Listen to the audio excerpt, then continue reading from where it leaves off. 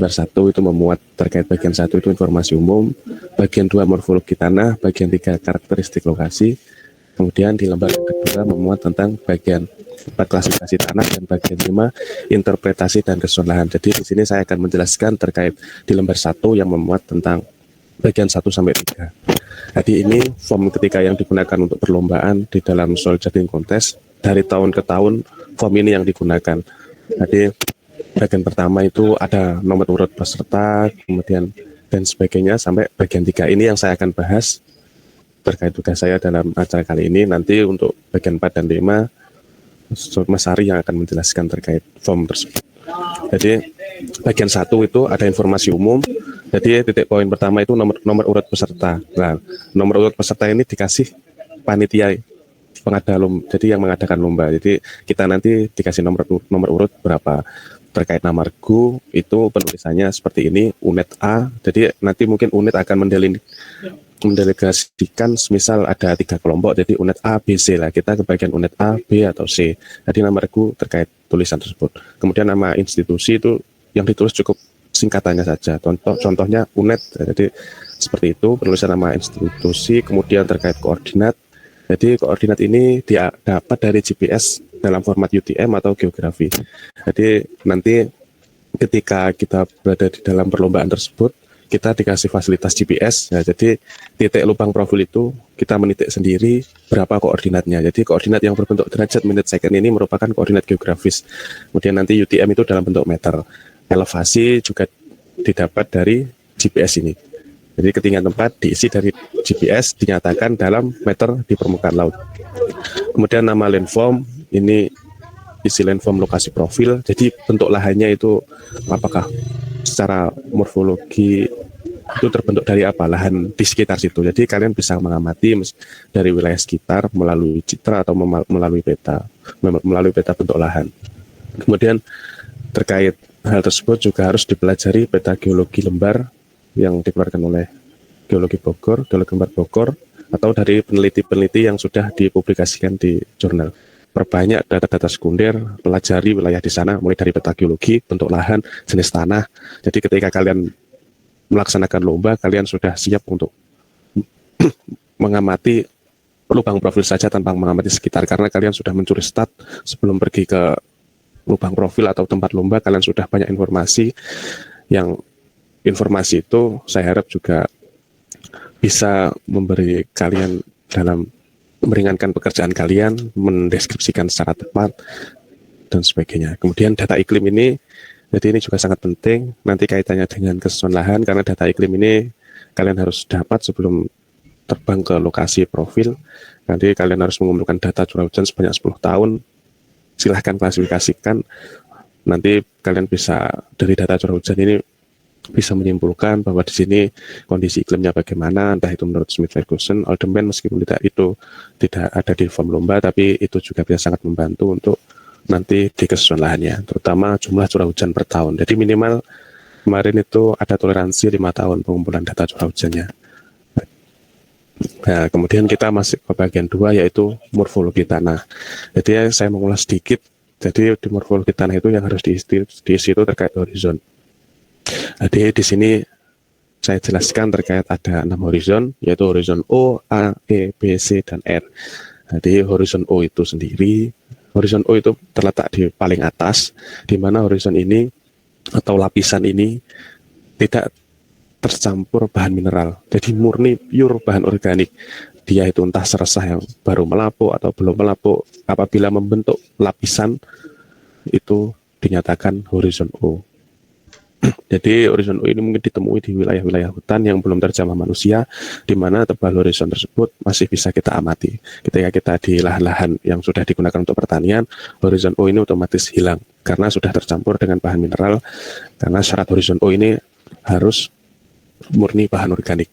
Kemudian horizon A itu sendiri merupakan tanah mineral terbentuk pada permukaan tanah di bawah horizon O yang menunjukkan hilangnya seluruh atau sebagian besar struktur batuan asli. Jadi horizon A ini bahannya sudah halus, tercampur material organik, seresah tanaman. Jadi bisa dikatakan horizon A. Jadi horizonnya terletak di atas, di bawah lapisan O. Dan di horizon A mensyaratkan tidak ada bahan kasar atau semacam kerakal dan sebagainya. Jadi murni bahan ini sudah mengalami pelapukan. Kemudian horizon E itu sendiri, jadi di sini horizon E itu ciri utamanya itu dia pucat karena kehilangan liat seperti besi, aluminium, mineral liat, dan atau kombinasi dari senyawa-senyawa tersebut meninggalkan suatu konsentrasi partikel pasir dan debu. Jadi ini horizon E itu eluviasi, di mana ini tempat pencucian. Jadi dari horizon A, liat akan terus melakukan iluviasi, terus menurun, dan nanti ada. Jadi horizon ini terbentuk di tanah-tanah yang sudah lama. Jadi kalau di wilayah Jember sendiri mungkin tidak ada horizon E ini. Jadi tidak terbentuk karena tanahnya tergolong muda. Kalau tanah itu tergolong sudah sangat tua, tidak ada timbunan bahan material vulkanik, maka akan membentuk horizon E ini. Jadi pelapukan yang sudah berabad-abad, kemudian di sini lihat itu akan terbawa oleh air, terus mengalami iluviasi ke bawah ke horizon B ini. Jadi lihat akan terbawa oleh air sesuai gravitasi. Kemudian horizon B itu yang terbentuk di bawah horizon A, E atau O. Horizon ini ditandai oleh penimbunan secara iluvial dari liat silikat, senyawa besi. Nah, jadi lebih mudahnya, jadi penumpukan dari atas itu nanti juga dinyatakan sebagai horizon B. Jadi horizon B itu tempatnya penumpukan bahan-bahan dari atas. Jadi itu dikatakan horizon B. Jadi seperti itu. Jadi horizon B ini juga ada ciri yang menarik. Bisa dikatakan horizon B ada perubahan struktur atau perubahan berat volume tanah itu sendiri akibat pemadatan. Jadi apabila kita tidak bisa mengamati secara kenaikan liat atau secara penimbunan, kita bisa mengindikasikan bahwasanya horizon B tersebut mengalami perubahan struktur seperti yang di atas, misal horizon A ini terkait bahan induk, tapi yang maksudnya dalam keseluruhannya itu sudah mengalami pelapukan. Jadi dia bahan induk tetapi sudah ada pelapukan, tapi di horizon C ini masih banyak bebatuan. Dan jadi itu dikatakan horizon C.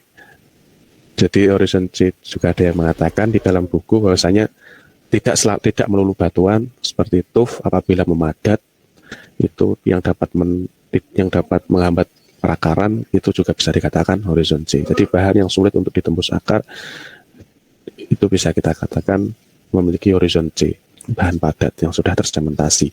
Kemudian lapisan R itu sendiri itu batuan dasar, ini memang murni batuan yang belum mengalami pelapukan sama sekali.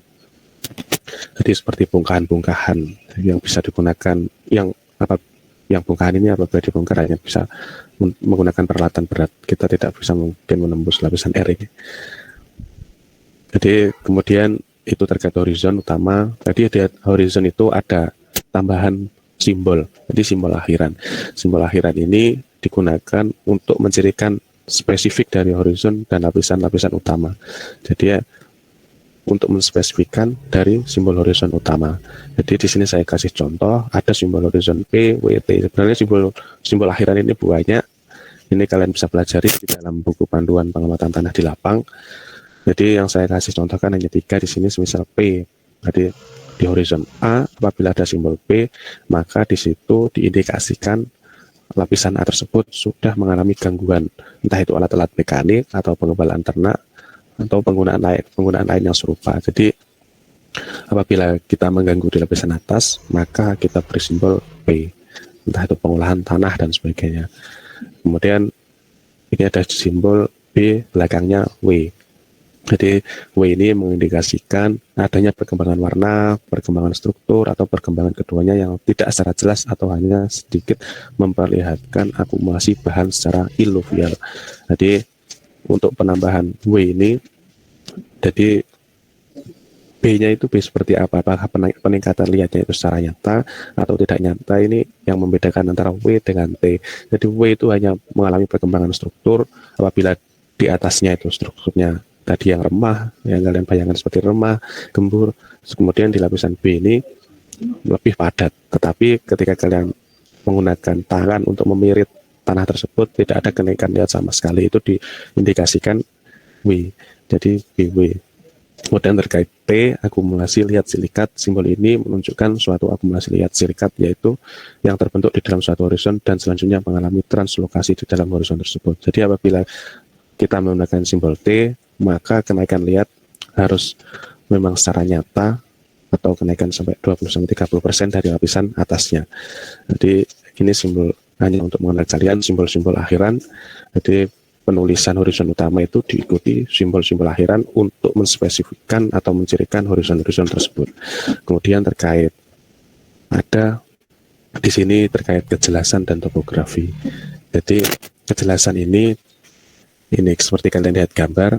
Jadi ketika kalian mengamati profil tanah, itu perbedaan antar lapisan itu kejelasannya bagaimana, apakah sangat jelas, berangsur atau baur.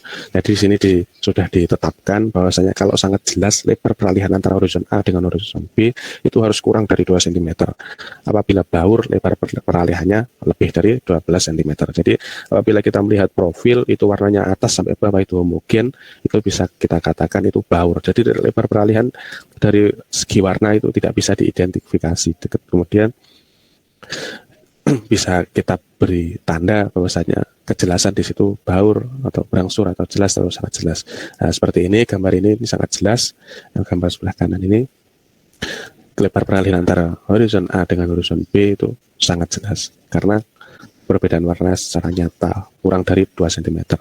Kemudian terkait topografi, jadi topografi ini menunjukkan kerataan atau ketidakaturan batas yang memisahkan antara horizon. Jadi kita dalam mendeskripsi, semisal ini profil, jadi semua harus dideskripsi, mulai dari kiri sampai kanan. Jadi untuk mengetahui topografinya bagaimana, model peralihannya itu apakah rata atau agak berombak, tidak teratur atau terputus-putus. Nah, seperti kalian ini, seperti gambar yang sudah saya sajikan, di sini ada yang bentuk smooth atau rata, kemudian ada yang wavy atau berombak. Jadi lebar peralihannya ini harus diamati. Jadi tidak semua profil kita sembarangan menarik garis lurus. Jadi untuk mencari topografi ini, untuk mencari kerataan suatu horizon ini, kita harus mendeskripsi dari lebar profil semua lebar profil tersebut untuk mengetahui topografi. Jadi itu terkait topografi, ada parameter, ada rata, berombak, tidak teratur, terputus-putus. Jadi kalau tidak teratur reguler itu seperti ini. Kalau broken atau terputus-putus itu jadi kayak tidak menyambung dari horizon B ke A ke B ke A, jadi tidak menyambung. Tapi yang rata-rata kita ketemui di smooth dan wavy, jadi rata dan berombak. Kemudian terkait morfologi tanah yang bagian pengamatan warna, jadi dalam pengamatan warna itu ada hue, value, dan chroma. Yang perlu kalian ingat dalam pengamatan warna itu tanah itu ditaruh di bawahnya buku mansel ini. Jadi tidak boleh kalian menaruh tanah di atas mansel. Jadi dalam pengamatannya ditaruh di bawah mansel, kemudian kalian silahkan dilihat mana yang paling dekat warna yang sudah kalian amati tadi. Jadi di sini ada ini 7,5 YR ini merupakan hue, kemudian ini yang vertikal ini value, kemudian yang horizontal ini merupakan chroma. Jadi di sini bisa disimpulkan 7,5 YR 3/2. Dalam menentukan warna tanah harus diperhatikan. Jadi tanah itu harus lembab. Jadi jika warna kering itu silahkan kalian sprayer, kemudian tempat lindungi dari sinar matahari langsung. Dan dalam mengamati warna tanah, kalian tidak boleh mengamati warna langsung terpapar sinar matahari. Kemudian tanah ditempatkan di bawah lubang kertas seperti ini, lubang kertas mantel. Kemudian hindari bekerja menentukan warna tanah sebelum pukul 8 dan sudah pukul 4. Jadi kita memerlukan sinar matahari tetapi tidak secara langsung. Jadi intinya seperti itu. Kemudian terkait tekstur, jadi tekstur ini merupakan persentase antara partikel liat, debu, dan pasir. Jadi ini diamati secara lapang. Jadi ini rasa dan sifat tanah. Apabila kelas teksturnya ini sudah dijelaskan, apabila pasir, apabila kita pijit-pijit, itu rasanya sangat kasar, tidak membentuk bola dan gulungan serta tidak melekat. Jadi di sini sudah ada semua deskripsinya untuk mengamati secara di lapang. Jadi apabila itu teksturnya di lapang itu lihat, maka itu rasanya berat, membentuk bola sempurna, bila kering sangat keras dan sangat melekat. Jadi untuk pengamatan tekstur seperti itu. Kemudian terkait penetapan konsistensi tanah lembab di lapangan. Jadi konsistensi tanah ini kita mengambil bongkahan. Jadi konsistensi lembab ini ada 6 kategori: lepas, sangat gembur, gembur, teguh, sangat teguh, dan sangat teguh. Apabila konsistensi lembabnya itu lepas, maka butir tanah terlepas satu dengan lainnya, tidak terikat. Jadi kayak pasir. Kemudian sangat gembur, dengan sedikit tekanan antara ibu jari dan telunjuk tanah mudah hancur. Jadi ketika kita kasih tekanan sedikit, dia langsung bongkahan tersebut hancur. Jadi dilihat dari effort kita dalam menarik jari telunjuk dan atau kita menggenggam tanah tersebut, kita melepasnya itu apakah ada hal yang dapat mengganjal atau semacam melekatkan tangan kita untuk melepaskan tanah itu. Jadi ini apabila sangat lekat, setelah ditekan massa tanah melekat pada kedua jari, dan kalau ditarik massa tanah tersebut seperti elastis antara jari dan massa tanah. Jadi konsistensi ini, bahasa ini di lapang digunakan dengan cara membasahi tanah tersebut secukupnya, kemudian kita memijat dengan cara telunjuk jari dan dengan ibu jari, kemudian kita tekan-tekan apakah tanah yang tersebut mengikuti penjelasan yang sudah saya tampilkan ini. Jadi kalian tinggal mengamati tanah tersebut sesuai penjelasan ini. Jadi itu yang sedikit saya jelaskan terkait konsistensi basah. Kemudian ada karatan. Terkait karatan itu ada gejala kelainan warna dalam tanah yang diakibatkan oleh proses reduksi dan oksidasi. Jadi seperti yang sudah saya cantumkan di gambar ini ada karatan Mn yang diwarnai kehitam-hitaman atau karatan unsur mangan yang terakibatkan oleh reduksi dan oksidasi. Jadi proses air dan oksigen yang dapat melarutkan unsur mangan tersebut. Jadi untuk mengamatinya itu ada 2 karakteristik, yaitu jumlah dan ukuran. Jadi untuk jumlah itu kita amati sesuai gambar yang bawah ini, apakah di situ jumlahnya itu 1%, 3%, sampai 90%. Jadi kita samakan sesuai gambar yang sudah ada di saya cantumkan tersebut. Kemudian terkait ukuran ini menggunakan menggaris, jadi rata-rata lebar karatan itu berapa milimeter. Jadi dianggap nanti parameternya ada halus, sedang, dan kasar. Kemudian terkait bentuk, ini terkait struktur, jadi struktur itu ada lempeng, prisma, kemudian dan sebagainya. Ini yang sudah saya cantumkan di gambar. Itu kita tinggal mencocokkan dengan sesuai profil tanah tersebut. Nanti saya lupa bahwasanya setiap pengamatan ini dilakukan setiap lapisan. Jadi di horizon A strukturnya apa, horizon B strukturnya apa, horizon C strukturnya apa. Nanti pengamatan ini dilakukan di setiap lapisan atau horizon. Jadi di horizon A strukturnya apa, horizon B strukturnya apa, silahkan kalian amati. Untuk ukuran kita juga tinggal mencocokkan bahwasanya ukuran ini yang paling rata-rata atau mendominasi wilayah tersebut itu ukurannya apa, kita ambil dan kita amati apakah tergolong sangat halus, sedang, kasar, atau sangat kasar. Kemudian terkait perakaran kita juga tinggal mengamati, dianggap sedikit itu 0,2 sampai 1 persatuan luas, dianggap banyak 5 atau lebih persatuan luas. Jadi seperti itu untuk pengamatan perakaran.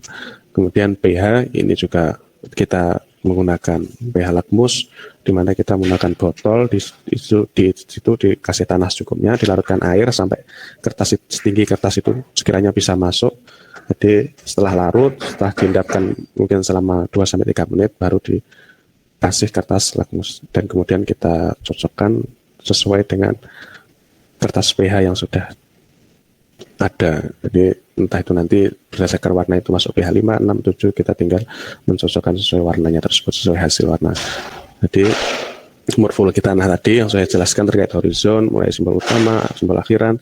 Jadi semisal nomor 1 simbol utamanya A, simbol akhirannya apa, P, kedalamannya berapa, 0 sampai 20 cm semisal.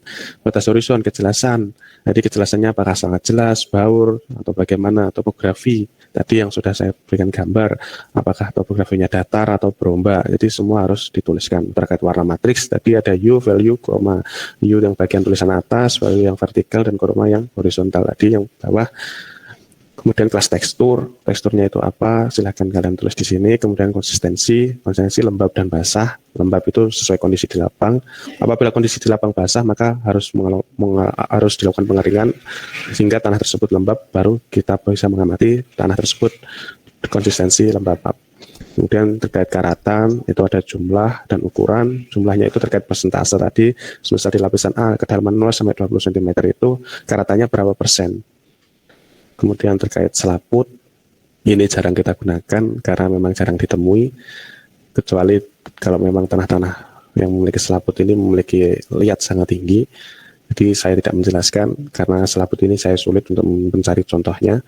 Kemudian terkait struktur, tadi ada bentuk, jadi bentuknya itu apakah granul atau prismatik dan sebagainya. Kita tinggal mencari bongkahan, kita amati bentuknya seperti apa, kemudian kita cocokkan dengan sesuai klasifikasi struktur.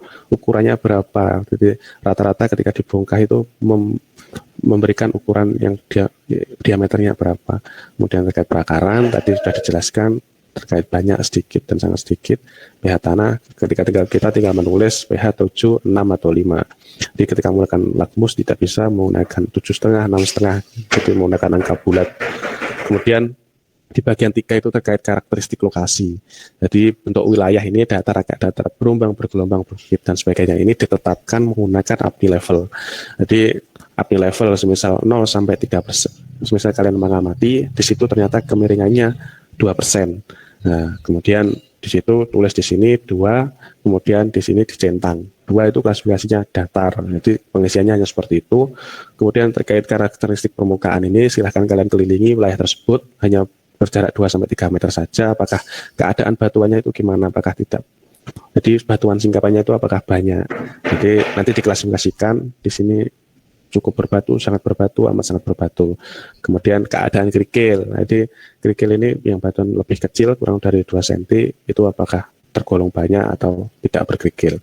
Terkait bahan induk, di sini ada aluvium, kolovium, marin, lahar, tuff andesit, lava. Silahkan kalian ketika mengamati profil tersebut, di lapisan C memiliki bahan induk apa. Kalau aluvium, itu bahan induk longsoran. Kolovium, itu seperti aluvium ini bahan liat, maaf, aluvium ini jadi bahan induk yang memiliki, jadi ini biasanya di dataran banjir atau dataran rendah yang memiliki bahan induk aluvium. Jadi bahan mineral liat partikel yang sangat halus yang diendapkan kemudian menumpuk ini jadi bahan induk. Terkait aluvium itu longsoran, jadi yang tebing data biasanya di bawahnya tebing pas itu memiliki bahan induk aluvium. Kemudian marin yang di dekat laut, jadi kemudian lahar, jadi ini tergantung aliran, di wilayah aliran sungai biasanya bahan induknya lahar. Kemudian tuff andesit ini terkait bahan induk yang dari abu vulkanik, ini di wilayah lereng atas vulkanik biasanya yang memiliki bahan induk tuff atau abu vulkanik. Kemudian lava, jadi lava itu kayak magma yang batu utuh, masih batu itu bahan induknya lava. Berarti terkait drainase parameternya kita menggunakan karatan. Jadi karatan itu bisa mengindikasikan bahwasanya di situ drainasenya cepat, agak cepat, baik, cukup, berhambat, atau sangat terhambat. Apabila kalian mengamati tanah sawah, kalian lihat profilnya, maka di situ banyak karatan bercak-bercak di tanah sawah. Itu mengindikasikan bahwasanya drainasenya itu sangat terhambat.